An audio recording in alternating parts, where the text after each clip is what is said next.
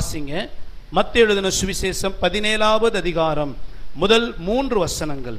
6 நாளைக்கு பின்பு இயேசு பேதுருவையும் யாக்கோபையும் அவனுடைய சகோதரனாகிய யோவானையும் கூட்டிக் கொண்டு தனித்திருக்கும்படி உயர்ந்த மலையின் மேல் போய் அவர்களுக்கு முன்பாக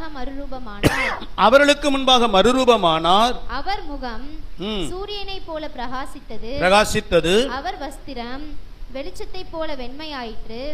அப்பொழுது மோசேயும் எலியாவும் அவரோட பேசுகிறவர்களாக அவர்களுக்கு காணப்பட்டார்கள். போதும். ஜீவன் தப்புவதற்கு முதலில் நாம் வர வேண்டிய மலை கல்வாரி மலைன்னு போன வாரம் பார்த்தோம். இந்த வாரத்துல இன்னொரு மலையை குறித்து கர்த்தர் சொல்கிறார். அதாவது பேதுரு, யாக்கோபு, யோவான் இந்த 3 பேரை மாத்திரம் கூட்டிட்டு ஆண்டவராக இயேசு கிறிஸ்து உயர்ந்த மலைக்கு மேல் போனாராம். எதுக்காக போனாராம்? தனித்திருக்கும்படினா ரெஸ்ட் எடுக்கிறதுக்கு அல்ல.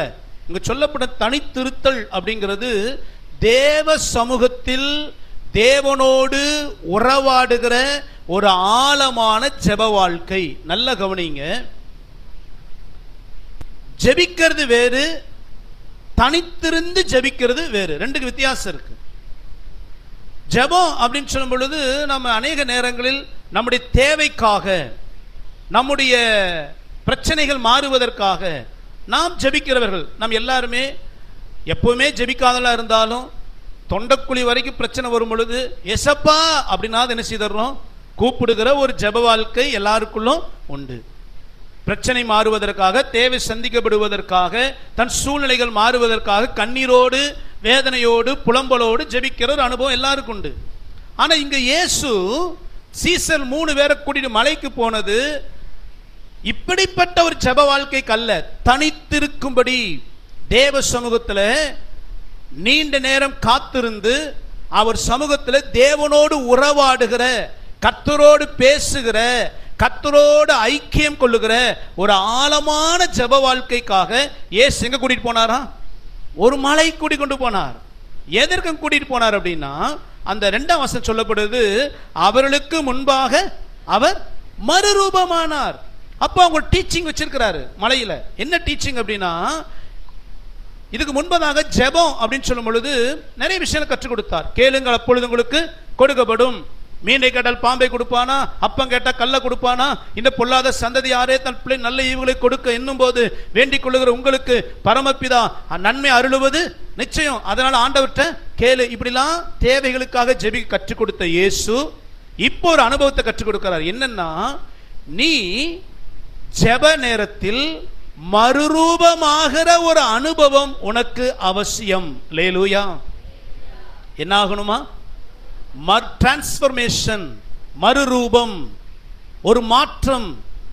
அப்போ இங்க ஜெபத்துல ஒரு இன்னொரு அனுபவத்தை இயேசு கற்றுக் கொடுக்கிறார். என்னன்னா, தேவைக்காக இயேசுவின் கர்த்தருடைய பாதத்தில் அமர்வது மாத்திரம் அல்ல ஜெபம்.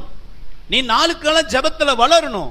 ஆரம்பத்துல தேவைக்காக பிரச்சனைக்காக ஜெபிக்க ஆரம்பித்த ஒரு விசுவாசியாகி நீ நாளுக்கு நாள் உன் ஜெபத்துல தேவனோடு உறவாடுகிறவர்களாக, தேவ சமூகத்துல தனிமையில் விருப்பத்தோட வாஞ்சையோட காத்திருந்து அந்த ஜெப நேரத்தில் உன் வாழ்க்கையே மாறுகிற ஒரு மறுரூபம் உனக்குள்ளே உண்டாக வேண்டும். அல்லேலூயா, அல்லேலூயா. அப்ப இயேசு ஏன் இந்த சீசர் கூட்டிட்டு போறாருன்னா, மறுரூபம் ஆவதற்காய் அந்த அனுபவத்தை கற்றுக்கொள். மறுரூபம் ஆகுதல் என்ன ஆகணுமா? ஏன் மறுரூபம் ஆகணும்? வாசிங்க. ரோமர் 12ஆம் அதிகாரம் 2வது வசனம். நீங்கள் இந்த பிரபஞ்சத்திற்கு ஒத்த வேஷம் தெரியாமல் தேவனுடைய நன்மையும் பிரியமும் பரிபூர்ணமான சித்தம் இன்னதென்று பகுத்தறியத்தக்கதாக உங்கள் மனம் புதிதாகிறதினாலே மறுரூபம் பவுலை சொல்றாரு, மறுரூபம் ஆகுங்கள் அப்படின்னு விசுவாசிகள் சொல்றாரு. ஏன் சொல்றாருன்னா, நீங்கள் இந்த பிரபஞ்சத்திற்கு, அப்ப இந்த உலக ஜனங்களுடைய வாழ்க்கை முறைன்னு ஒன்று இருக்குது. இந்த பிரபஞ்ச அப்படின்னா இந்த உலகத்து ஜனங்களை பவுல் சொல்றார். இந்த உலக ஜனங்கள் ஒரு வித்தியாசமான வாழ்க்கை வாழ்றாங்க.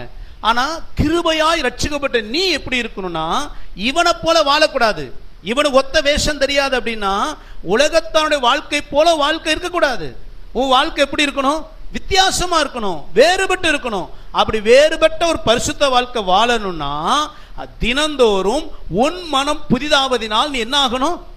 அப்ப கிறிஸ்தவ வாழ்க்கைனா என்ன? தினந்தோறும் நம்ம வாழ்க்கையில மாற்றம் வருவதுதான் கிறிஸ்தவம். கிறிஸ்தவங்கிறது வெறும் சர்ச்சுக்கு போகிறதும் பேர் மாறுறதும் ட்ரெஸ் மாறுறது அல்ல. பவுல் சொல்றாரு, உன் மனம் புதிதாவதினால் மறுரூபம் ஆகுங்கள். அப்போ கிறிஸ்தவ வாழ்க்கைங்கிறது மறுரூபம் ஆகுகிற வாழ்க்கை. இந்த மறுரூபம் எங்க உண்டாகும்னா ஜெபமலையில தான் உண்டாகும். ஜெபம் பண்ணுகிற ஜெபிக்கிற மலையில தான் மறுரூபம் உண்டாகும் என்பதனால தான் ஆண்டவராக இயேசு கிறிஸ்து அந்த மறுரூபமாகிற அனுபவத்திற்காக 3 சீசர்களையும் மலைக்கு கொண்டு போய் தனித்திருந்து ஜெபிக்க கற்றுக் கொடுத்தார். ஏன்னா நீ ஜெபிக்க ஜெபிக்க தேவ சமூகத்தில் உன் தேவைக்காக ஜெபிக்கிற ஜெபத்தை தாண்டி ஒரு விசேஷமான ஜெப வாழ்க்கைக்கு நீ வளரும் பொழுது உன் ஜீவியம் மறுரூபமாகும். அல்லேலூயா, அல்லேலூயா. அப்போ ஒவ்வொரு கிறிஸ்தவனுக்கும் தேவைக்காக ஜெபிக்கிற ஜெப வாழ்க்கையை தாண்டி மறுரூபமாக்குகிற ஒரு ஜெப வாழ்க்கை கிறிஸ்தவனுக்கு அவசியம். அல்லேலூயா. எத்தனை பேர் புரிஞ்சது?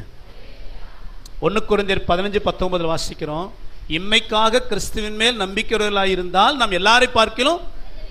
அது என்ன அர்த்தம்னா, வெறும் தேவைக்காக, பிரச்சனைக்காக, குடும்ப பிரச்சனை, வீட்டு பிரச்சனை, பண தேவை, இதுக்காக மட்டுமே ஜெபிக்கிற ஒரு கிறிஸ்தவன் அவன் முடிவு பரிதாபமா இருக்கும். ஏன் அப்படின்னா அதுவே கிறிஸ்தவ வாழ்க்கை இல்லை. இதை தாண்டி ஒரு மறுரூபமாக்குகிற ஜெப வாழ்க்கை. உன் ஜீவன் தப்பணும் அப்படின்னா உன் ஜெப வாழ்க்கை ரொம்ப முக்கியம். அதனாலதான் பேதுரு சொல்லும் பொழுது, நீங்க 1 பேதுரு 4:7 வாசிங்களேன். எல்லாவற்றிற்கும் முடிவு சமீபமாயிற்று. ஆகையால் தெளிந்த புத்தி உள்ளவர்களாய் இருந்து ஜெபம் பண்ணுவதற்கு ஜாக்கிரதை உள்ளவர்களாய் இருங்கள். என்ன செய்யணுமா? எதுக்கு ஜாக்கிரதையா இருக்கணுமா? ஜெபம் பண்றதுக்கு ஜாக்கிரதையாயிரு. ஒவ்வொருத்தரையும் பார்த்து, பேதுரு இப்படி நின்னாருன்னு வச்சுக்கோங்களேன், இந்த இடத்துல நான் இல்ல பேதுரு நிக்கிறாருன்னா ஒழுங்கா ஜெபம் பண்ணு. உங்க ஒவ்வொருத்தரையும் முகத்துக்கு நேர கையை நீட்டி இப்படிதான் சொல்லுவார் பேதுரு. எல்லாவற்றுக்கும் முடிவு சமீபமாயிற்று. அவர் சொன்ன 1ஆம் நூற்றாண்டு. நல்லா புரிந்து கொள்ளுங்க. கர்த்தருடைய வருகைக்கான எல்லா காரியமும் முடிவு பெறுகிற கடைசி நிமிடத்தில் நாம் இருக்கிறோம். யுத்தங்கள் செய்திகளையும் கேள்விப்படுவீர்கள். பல யுத்தம் நடக்குதுதான். ஆனா விசேஷமா நடக்கிற யுத்தம் தான் இஸ்ரேல் ஈரான் யுத்தம். போன இஸ்ரேல் அந்த தீவிரவாதிகள் யுத்தம் நடக்கும் போதே நான் ஒரு காரியம் சொன்னேன். ஈரான் இன்னும் தலையிடல.